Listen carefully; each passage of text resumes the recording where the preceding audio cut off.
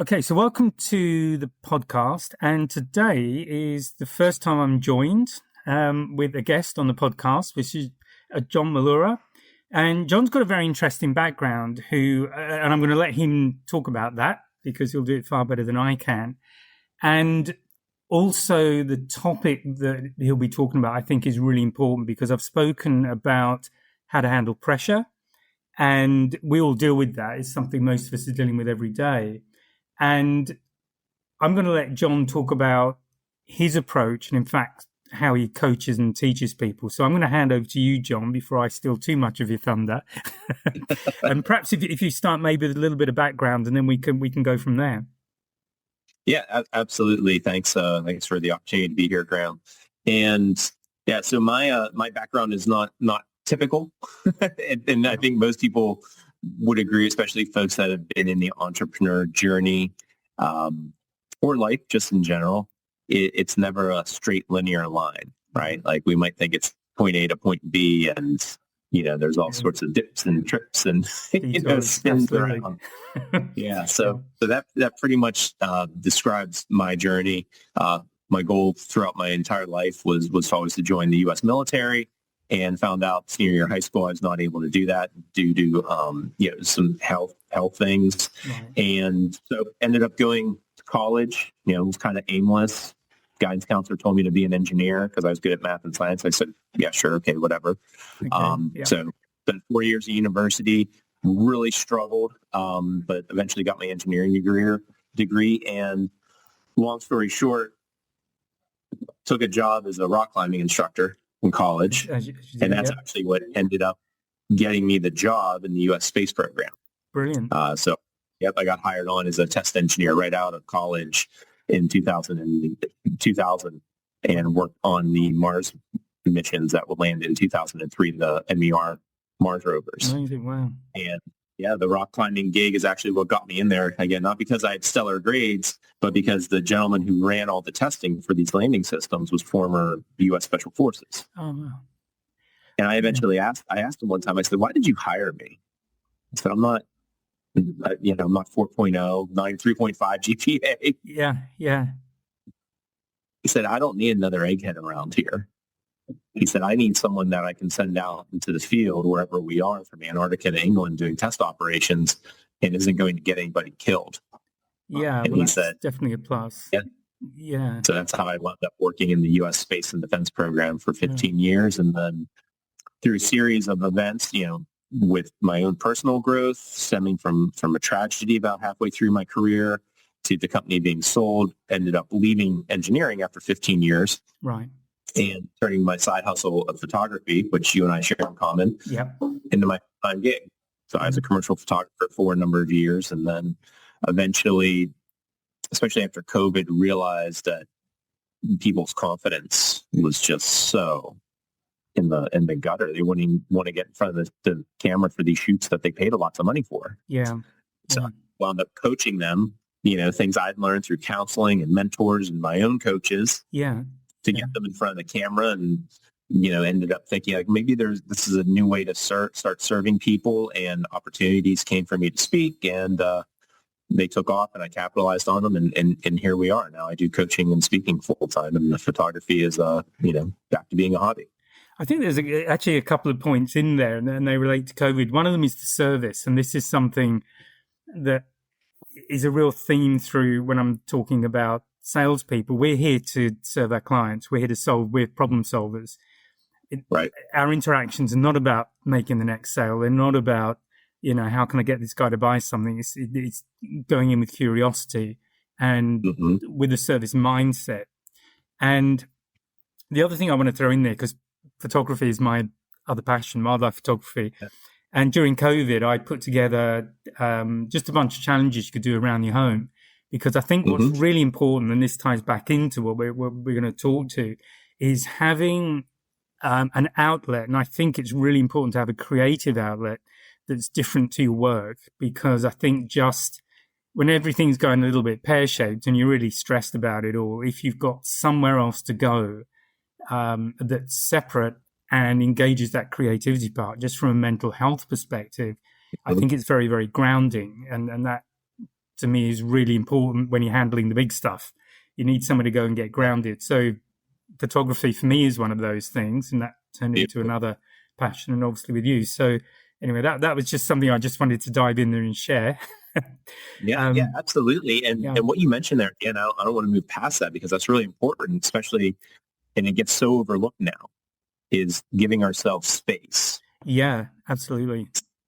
Just think, like, humans are not designed to operate 24/7. No. That's why we send robots to Mars. Exactly. Right? Yeah, Not exactly. people. Yeah. And if we don't have that space, our brain never gets the chance to decompress. So we might think if we're having a challenging problem at work or home or whatever it is, the natural reaction a lot of times is to dig in and work harder. Yeah. But that can sometimes become a double-edged sword if we don't have the space to let ourselves expand. Yeah. We're not designed for that. And that's why people always say, I had the best idea. Where? In the shower. Because you're not doing it. Yeah. Right? You just got to stop digging sometimes, climb out of the hole, go for a walk. Yeah, that's step one, put the shovel down. Exactly, yeah. And then you get a different perspective. Yeah. Yeah, and that's actually baked into any major faith system across the world from throughout the course of human history. Yeah. Christianity and Judaism have like their Sabbaths built in. Yeah. Muslim has their prayer time and their holy times. Yeah. The meditations of Hinduism, like, it's because humans need a break. Like, absolutely. To operate our... Yeah, I mean, and I think if you honor what we are and the way we're, how we've evolved, what we are as, I shoot wildlife, so to me we're primates, which isn't as complimentary, but essentially that's what we are. And you kind of... That's some people I've met. Yeah, well, Well, I won't go there, I think. That'd be another podcast. Maybe a private one. It's about honoring what we are. And also I think what's important, so for a lot of people it's family, it's friends, it's those kind of things. And again, when we get stuck into work too much, those relationships are the ones that are probably most likely to sustain us, and they tend to be the first ones that go out the door because we're just stressed and we're going to work those extra hours. We don't see wife, kids, all of that kind of stuff. So, that's stopping and slowing things down and walking away. And I'm going to lead into what you talk about in your website about essentially clarity being the key thing. And do you want to maybe expand on that? Talk about what that means to you and how that's worked with the people, because you've done a lot of coaching on this, and how does that work with those people? Yeah, clarity is one of those things that sounds simple, but if we get down to it, it's not easy to do. And but it's so important to take the time to be very clear.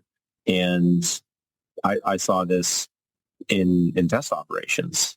Like for space and defense program, our team's job was to go test and make sure the thing did what it was supposed to do before we put on a fighter pilot or crashed into Mars, right? And what I saw so often was people would give us the specification and it wouldn't be specific. It'd be like, make sure it does something kind of like this. It's like, well, wait a minute, time out. Like, kind of like this isn't going to cut it when you're screaming through the atmosphere at Mach whatever you are. Like, we need to, and if we don't know the exact number, like, then let's put a range to it. We'll test to it and see if it meets spec. And so often in our life, we don't take the time to be very clear about what we want the outcome to be. And because it's so easy, and I see this all the time with the leaders that I coach, they get so hung up on the details of like the step by step to tell their team to do that they spend so much time on that. What they really need to do as a leader is spend the time on what is the actual objective? What does success mean? And then as the leader, trust your team to go figure out how to get there. Absolutely. Yeah. And I think that's a big thing on leadership, is that because your job as a leader is to provide direction. There's a great phrase that a mentor that I have is, and that's start with the end in mind. And once you communicate what that end is, hopefully you're hiring people who are really smart and much smarter than you in the areas they're responsible for. So exactly as you say, and then you empower them to do the things that they're good at doing, and you don't start fiddling around and micromanaging with something you probably don't really understand that well anyway, or potentially. So I think that's really important, that aspect of not only giving a clear endpoint where you want to go, but empowering people along the way and making them feel empowered, making them feel heard. I think that was the other, when I got into management, that was a very, luckily I picked that up really fast. That absolutely. And as far as like leaders and teams go, like obviously trust is foundational to that. And trust doesn't just happen. So as leaders, we need to be very clear about what the objective is. We need to support the teams.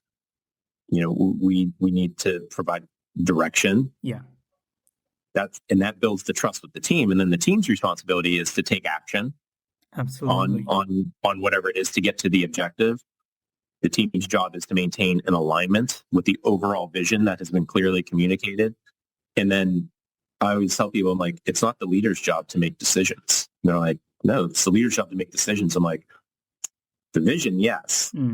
But the decisions is actually the responsibility of the team, because if the team can stay in alignment, take action, and make decisions, that's going to build the trust that the leader has in the team. And then the trust builds, and those are high-functioning teams whenever it's structured like that. Yeah, absolutely.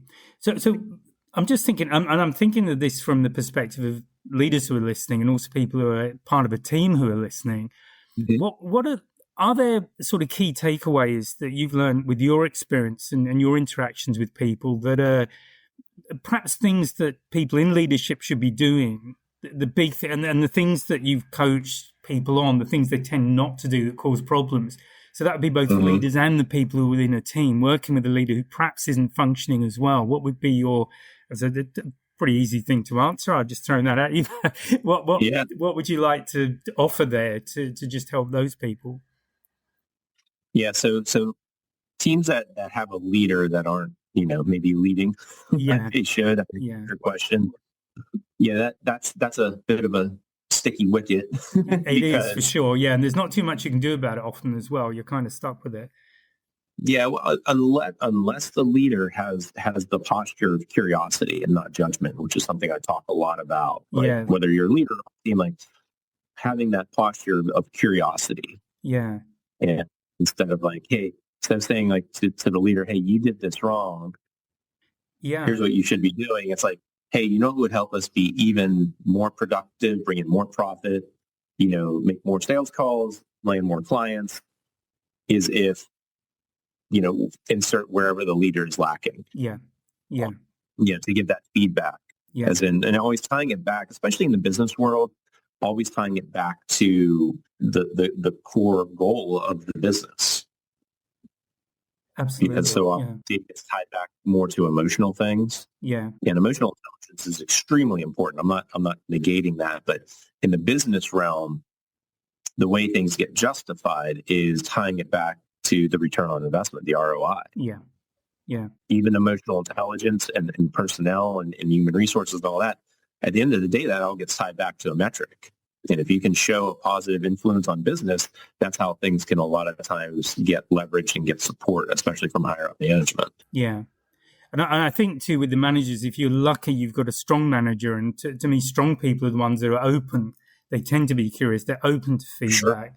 It's the weaker managers tend to be more fearful. They're defensive. And any suggestion they take as an attack. And, yeah, that's a really tough one if you're in that situation, because those are the teams that are going to struggle.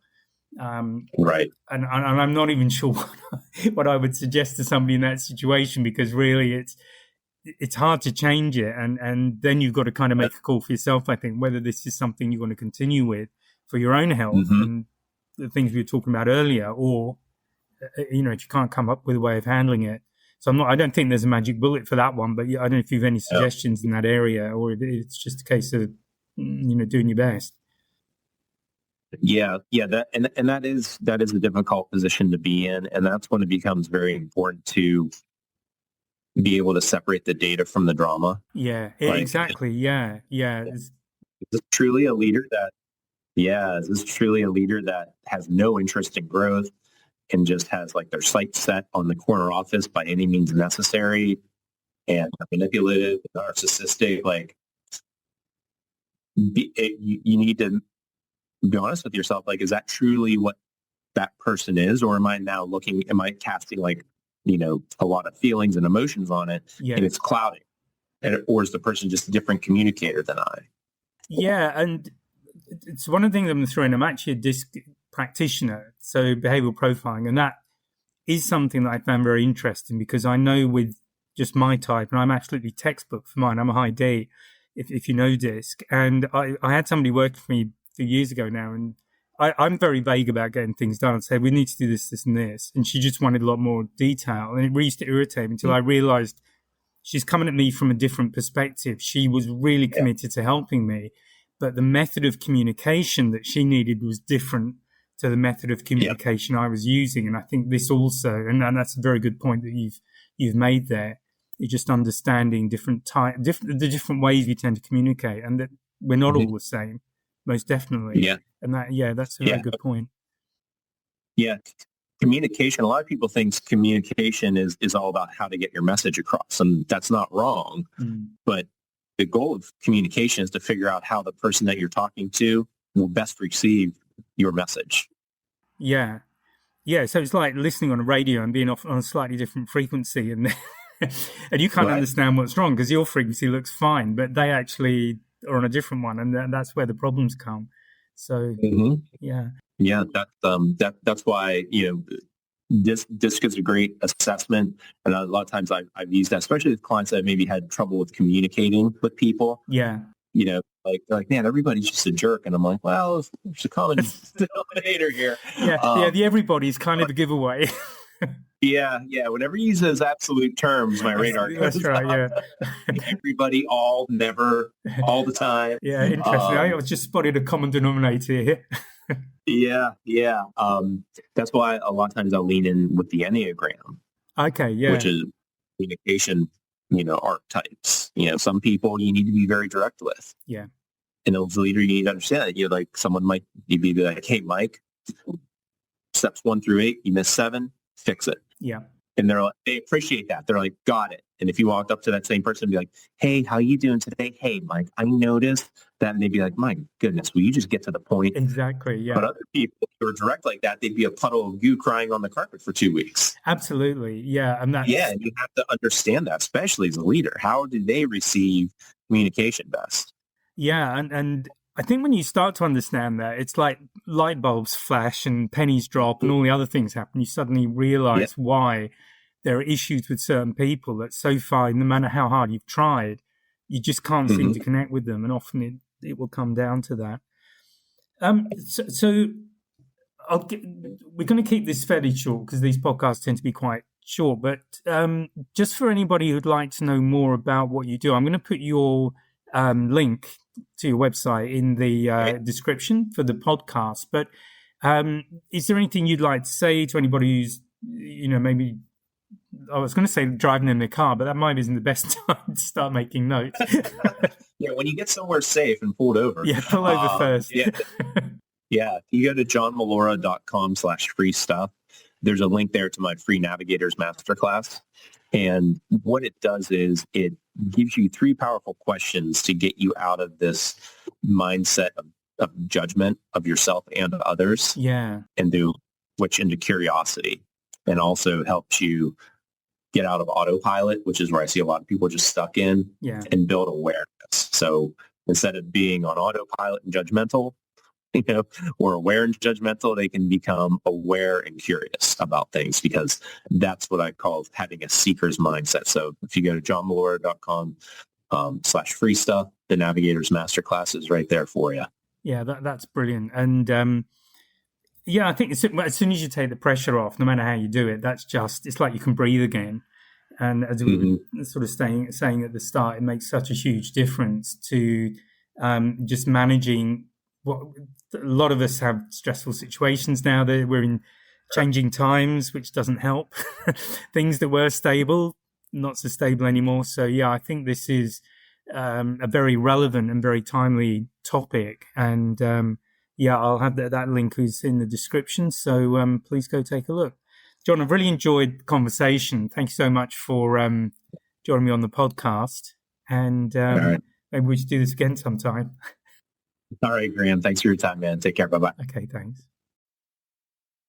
If you found this podcast useful and hopefully it's got you thinking, please sign up to my mailing list. There's a link in the description where you can just sign up and I'll keep you informed of what's going on.